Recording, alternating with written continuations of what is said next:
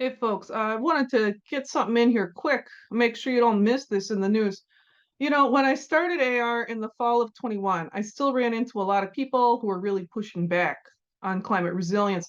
Climate resilience, it's still not a phrase you hear a lot in the popular culture, but I wanted to take a moment because this week, on June 19th, we see the first mainstream news articles about serious funding for climate resilience.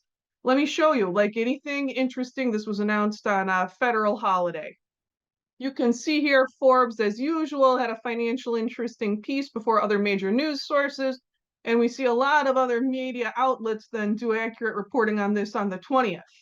We can see that here in the American Independent, where we have a good level of content accurate reporting. And on the 20th is also when NOAA released this information. NOAA, if you're not familiar with it, they do a tremendous amount of work to get us the raw data we need to make decisions about climate.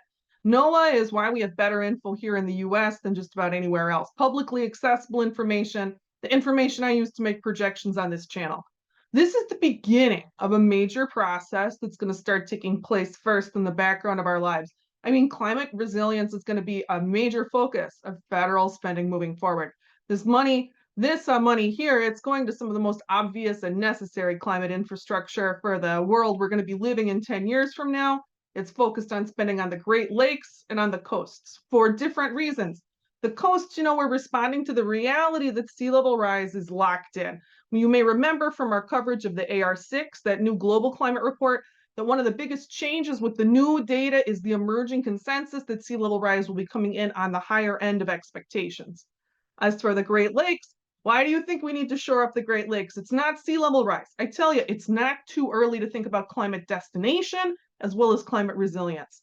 The Great Lakes states, they have enormously varied outlooks. You got to look into it. They're much different than I expected before I got into the data and did the 50 states project. Like, would you expect Michigan's UP to have a really high rate of change? I definitely did not how high it is.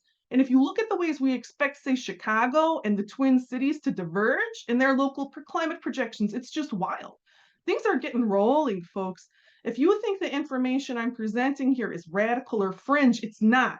Your landscape is going to change.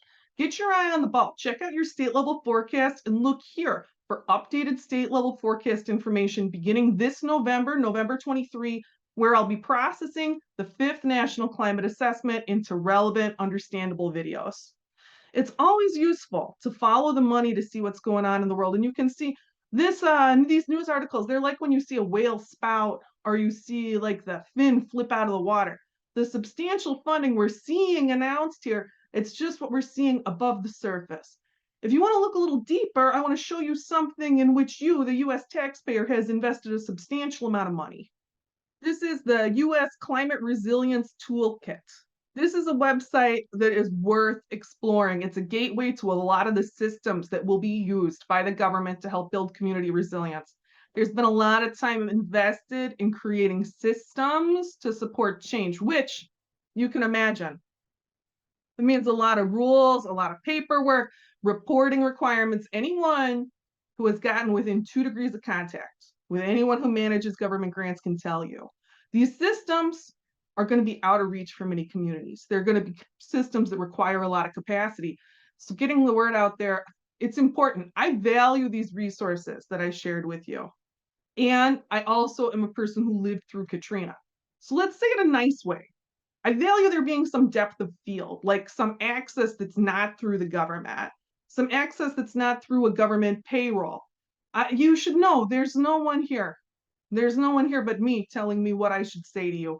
I hope that what I can do with that is provide access to you to the climate resilience information we all need. Keep your eyes open. We're going into this together. I think that we can do a lot more to get the word out than is currently occurring just through federal resources. I hope you can be a part of that too. Almost forgot, we got community chat coming up on Sunday, July 2nd in the afternoon, 2 p.m. Central Time. Look forward to seeing you there.